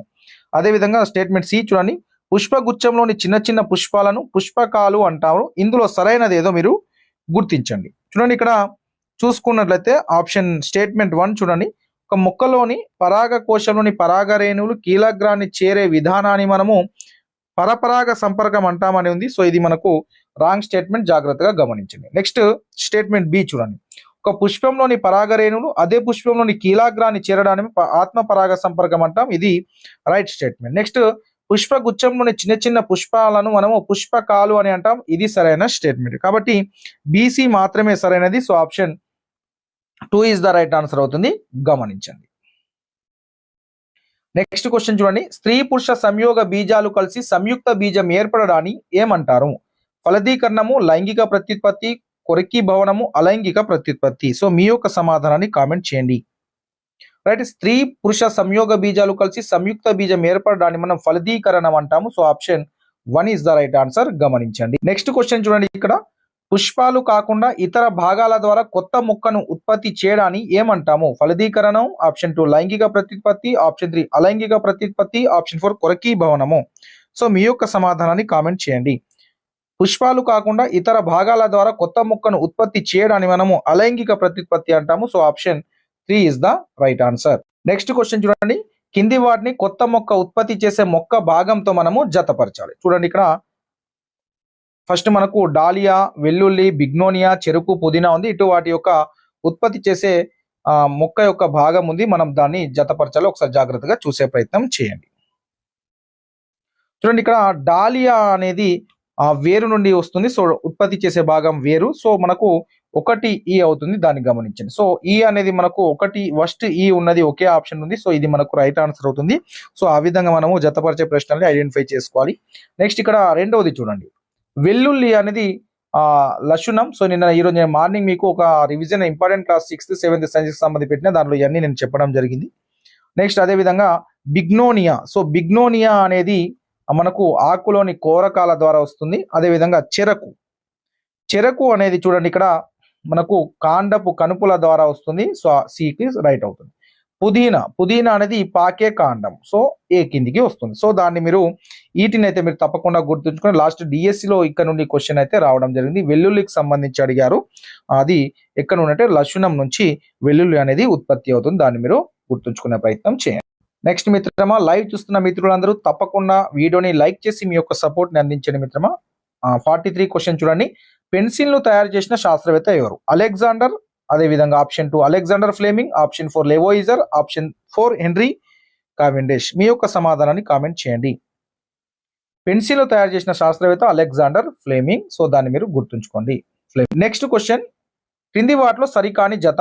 ఆప్షన్ 1 పరాగ రేణువులు కేసరము, ఆప్షన్ 2 అండము పరాగకోశము, ఆప్షన్ 3 కన్నుల ద్వారా పునరుత్పత్తి బంగాళదుంప, ఆప్షన్ 4 ఆకుల ద్వారా పునరుత్పత్తి రణపాల. సో మీ యొక్క సమాధానాన్ని కామెంట్ చేయండి. సరికానిది అడిగారు, జాగ్రత్తగా గమనించండి.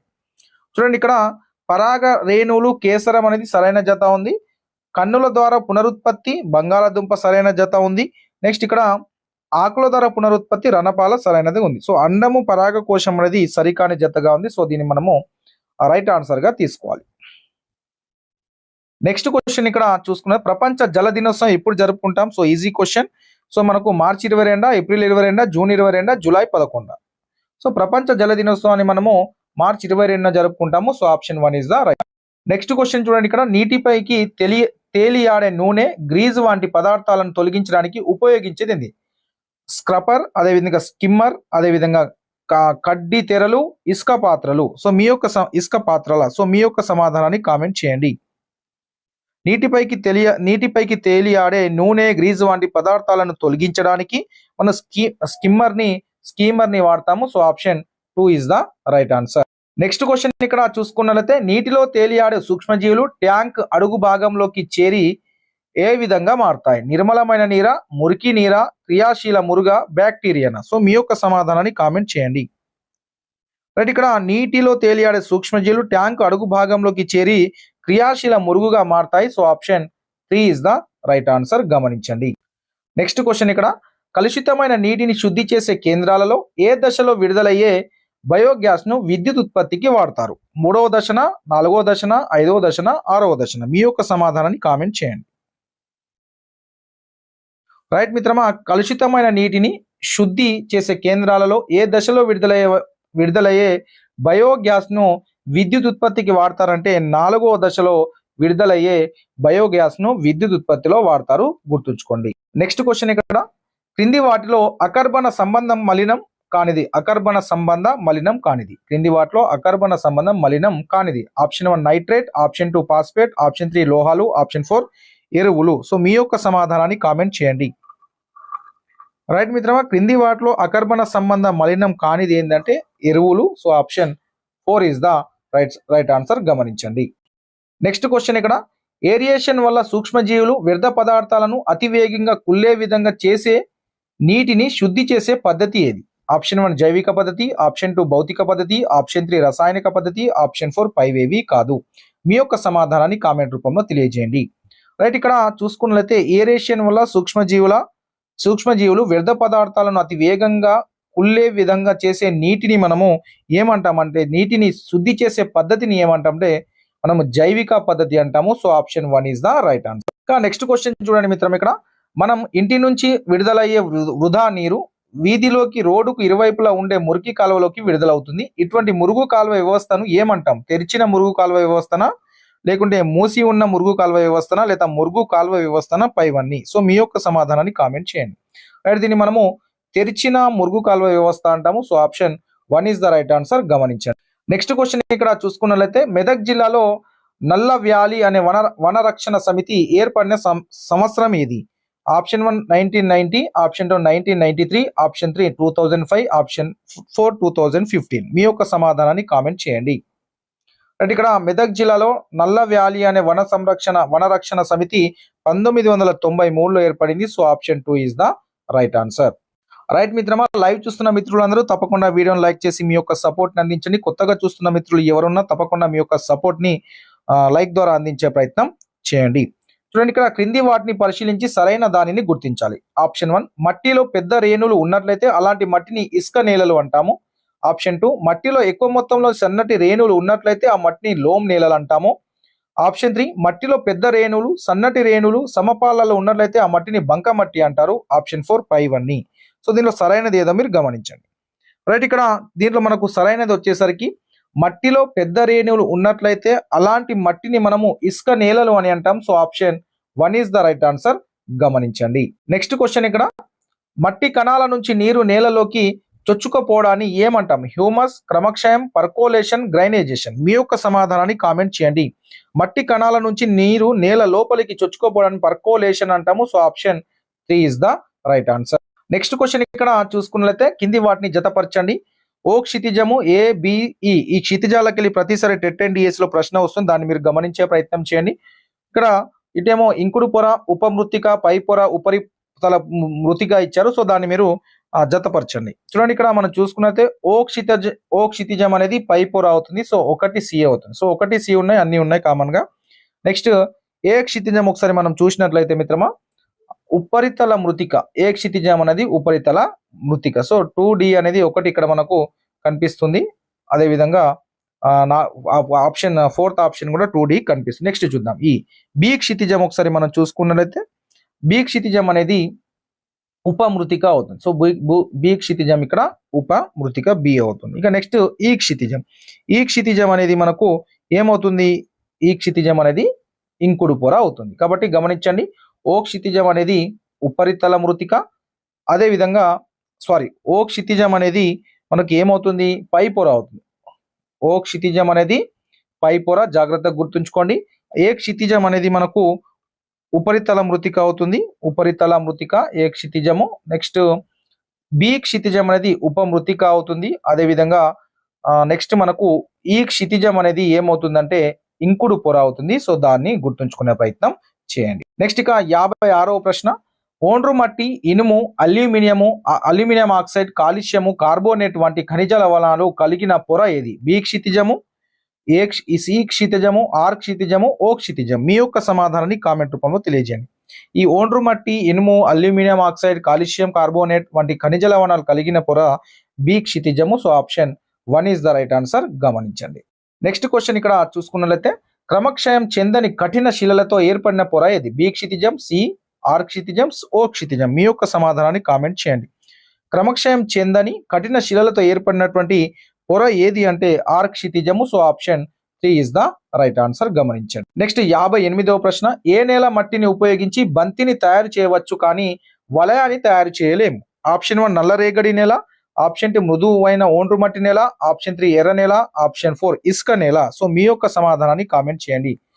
మనము ఏ నేల మట్టిని ఉపయోగించి బంతిని తయారు చేయవచ్చు కానీ వలయాన్ని తయారు చేయలేమంటే ఎర్ర నేల మట్టిని మనము ఉపయోగించి బంతిని తయారు చేయొచ్చు కానీ వలయాన్ని తయారు చేయలేము. So option 3 is the right answer. గమని. నెక్స్ట్ 59వ ప్రశ్న, క్రింది ఏ నేలలో నీరు ఎక్కువ కాలం నిల్వ ఉంటుంది? ఆప్షన్ 1 మృదువైన ఒండ్రు మట్టి నేల, ఆప్షన్ 2 ఎర్ర నేల, ఆప్షన్ 3 నల్ల నేల, ఆప్షన్ 4 ఇసుక నేల. మీ యొక్క సమాధానాన్ని కామెంట్ చేయండి. రైట్, మనకు ఏ నేలలో నీరు ఎక్కువ కాలం నిల్వ ఉంటుంది అంటే నల్ల నేలలో నీరు అనేది ఎక్కువ కాలం నిల్వ ఉంటుంది. So option 3 is the right answer. Lesson క్షితిజాలు ఏవైతున్నాయో దాంట్లోకి ప్రతిసారి 10 days లో ప్రశ్నలు వస్తాయి, జాగ్రత్తగా గమనించండి. నెక్స్ట్ ఇక భూమాత ఊపిరితిత్తులని వేటిని అంటారు? మట్టిని, సముద్రాలను, అడవులను, గాలిని. సో మీ యొక్క సమాధానాన్ని కామెంట్ చేయండి. అంటే ఇక్కడ భూమాత ఊపిరితిత్తులని అడవులను అంటాము. So option 3 is the right answer. గమనించండి. నెక్స్ట్ క్వశ్చన్ ఇక్కడ చూసుకున్నట్లయితే మిత్రమా, అడవులకు సంబంధించిన వివరణల్లో సరికాని వివరణ ఏదో గమనించండి. అడవిలో మొక్కలకు ఏవైనా వ్యాధులు సోకితే అడవి మొత్తం పాడవుతుంది. ఆప్షన్ 2 అడవులు క్రూర మృగాలకు ఆవాసంగా ఉంటాయి. ఆప్షన్ 3 వర్షాలు కురవడానికి సహకరిస్తాయి. ఆప్షన్ 4 అడవులు నేల సమక్షాన్ని అదుపు చేస్తాయి. సో ఈ 3 కరెక్టే ఉన్నాయి. సరిగా అనేది ఆప్షన్ 1 అవుతుంది. So option 1 is the right answer. గమనించండి. నెక్స్ట్ క్వశ్చన్, క్రింది ఏ ప్రాంతంలో ఏనుగులు, పులులు, కోతులు నివసించే అటవీ ప్రాంతము? క్రింది ఏ ప్రాంతాల్లో నివసిస్తాయి? ఏటూరు నాగరం, భద్రాద్రి, మహబూబ్ నగర్, ఆదిలాబాద్. మీ యొక్క సమాధానాన్ని కామెంట్ చేయండి. సో క్రింది ఏ ప్రాంతంలో ఏనుగులు, పులులు, కోతులు నివసించే అటవీ ప్రాంతం ఏది అంటే Adilabad. So option 4 is the right answer. గమనించండి. నెక్స్ట్ క్వశ్చన్ చూడండి, అడ్డాకు అంటే ఏంది? ఆప్షన్ 1 చింతాకు, వెదురు ఆకు, తునికాకు, విప్పాకు. సో మీ యొక్క సమాధానాన్ని కామెంట్ చేయండి. సో ఇక్కడ అడ్డాకుకే ఇంకో పేరు ఏంటంటే తునికాకు అంటాం. దాన్ని మనం బీడీలు తయారు చేయడానికి వాడతాము. So option 3 is the right answer. గుర్తుంచుకునే ప్రయత్నం చేయండి. నెక్స్ట్ క్వశ్చన్ చూడండి, ఇక్కడ క్రింది వాటిలో పొదలుగా పెరిగే చెట్లు ఏంటి? దేవదారు, కుంకుడు, ఎర్రచందనం, వెగిష. మీ యొక్క సమాధానాన్ని కామెంట్ చేయండి. ఇక్కడ మనకు పొదలుగా పెరిగే చెట్లు ఏంటి అంటే వెగిష చెట్లు. So option 4 is the right answer. గమని. నెక్స్ట్ క్వశ్చన్ ఇక్కడ చూడండి, అడవుల నుంచి తేనె, చింతపండు, కుంకుడు కాయలు, వెదురు మొదలైన సేకరించి వారాంతపు సంతలో అమ్మే తెగ అయింది? చెంచుల, బోండల, గోండుల, రాజగోండుల. మీ యొక్క సమాధానాన్ని కామెంట్ చేయండి. అంటే ఇక్కడ అడవులో నుంచి తేనె, చింతపండు, కుంకుడు కాయలు, వెదురు మొదలు సేకరించి అమ్మే తెగ ఏంది అంటే మన యొక్క చెంచులు. So option 1 is the right answer. గమనించండి. ఇక్కడ స్టేట్మెంట్స్ ఉన్నాయి, ఒకసారి గమనించండి. ఏ స్టేట్మెంట్, పదార్థాల ఆకారంలో, పరిమాణంలో, రంగులో లేదా స్థితిలో మార్పు వస్తే దాన్ని భౌతిక మార్పు అనవచ్చును. స్టేట్మెంట్, పదార్థాల ఆకారంలోను, పరిమాణంలోను మార్పు వచ్చి కొత్త పదార్థాలను ఏర్పరిచి ఇటువంటి మార్పులను రసాయనిక మార్పు అనవచ్చును. స్టేట్మెంట్ 3, సాధారణంగా భౌతిక మార్పు జరిగినప్పుడు కొత్త పదార్థాలు ఏర్పడవు. ఇందులో సరైన వివరణ ఏదో గుర్తించండి. చూడండి, ఇక్కడ చూసుకున్నట్లయితే ఆప్షన్ ఏ మాత్రమే సరైనది, బి మాత్రమే సరైనది, ఏబి మాత్రమే సరైనది, ఏబిసి సరైనవి. సో మీ యొక్క సమాధానాన్ని కామెంట్ చేయండి. చూడండి, ఇక్కడ ఒక్కొక్కటి మనం ఒకసారి చూసే ప్రయత్నం చేద్దాం. పదార్థాల ఆకారంలో, పరిమాణంలో, రంగులో లేదా స్థితిలో మార్పు వస్తే దాన్ని భౌతిక మార్పు అనవచ్చు. Right statement. పదార్థాల ఆకారంలోను, పరిమాణంలోను మార్పు వచ్చి కొత్త పదార్థాలను ఏర్పరిచే ఇటువంటి మార్పులను మనము ఏర్పరిస్తే దాన్ని రసాయన మార్పు అనొచ్చు. ఇది కరెక్టే. సాధారణంగా భౌతిక మార్పు జరిగినప్పుడు కొత్త పదార్థాలు ఏర్పడవు, ఇది కూడా రైట్ స్టేట్మెంట్. సో ఈ మూడు కూడా సరైనవే. రసాయన మార్పు జరిగినప్పుడు కొత్త పదార్థాలు ఏర్పడతాయి, భౌతిక మార్పు జరిగినప్పుడు కొత్త పదార్థాలు ఏర్పడవు. సో మూడు సరైన స్టేట్మెంటే కాబట్టి ఏబిసి సరైనదే. So option 4 is the right answer అవుతుంది, గమనించండి. నెక్స్ట్ క్వశ్చన్, తుప్పు ఒక భౌతిక చర్యన, రసాయనిక చర్యన, గాల్వనైజేషన్, స్ఫటికీకరణ? మీ యొక్క సమాధానాన్ని కామెంట్ చేయండి. తుప్పు అనేది ఒక రసాయనిక చర్య అవుతుంది. So option 2 is the right answer. Next question చూడండి, ఇక్కడ గాలిలోని ఆక్సిజన్ లేదా నీరు తగిలినప్పుడు ఇనుప వస్తువులు తుప్పు పట్టకుండా నిరోధించడానికి పూసే లోహపు పూత ఇది. క్రోమియము, రాగి, అల్యూమినియము, ఇనుము? మీ యొక్క సమాధానాన్ని కామెంట్ చేయండి. రైట్, ఇక్కడ గాలిలోని ఆక్సిజన్ లేదా నీరు తగిలినప్పుడు ఇనుప వస్తువులు తుప్పు పట్టకుండా మనము నిరోధించడానికి పూసే లోహపు పూత ఏదంటే chromium. So option 1 is the right answer, గమనించండి. నెక్స్ట్ ఇక 69వ ప్రశ్న, ఆవిరిగా మార్చి కానీ వేడి చేసి కానీ ద్రావణాల నుంచి ఘన పదార్థాలను వేరు చేసే ప్రక్రియను ఏమంటాం? ఏరివేయడము, బాష్పీభవనం, స్ఫటికీకరణము, నెక్స్ట్ వడబోత? సో మీ యొక్క సమాధానాన్ని కామెంట్ రూపంలో తెలియజేయండి. చూడండి, ఆవిరిగా మార్చి కానీ వేడి చేసి కానీ ద్రావణాల నుంచి ఘన పదార్థాలను వేరు చేసే ప్రక్రియను మనం స్ఫటికీకరణం అంటాము. Option 3 is the right answer. Next question చూడండి, ఇక్కడ రసాయనిక చర్య ఇచ్చారు, దీంట్లో ఏది సరైనదో మీరు కామెంట్ చేయండి. రైట్, దీన్ని మనము MgOH2 ఈ విధంగా మనము రాసుకోవచ్చు, మెగ్నీషియం హైడ్రాక్సైడ్ గా. సో మనకు option 4 is the right answer అవుతుంది. దాన్ని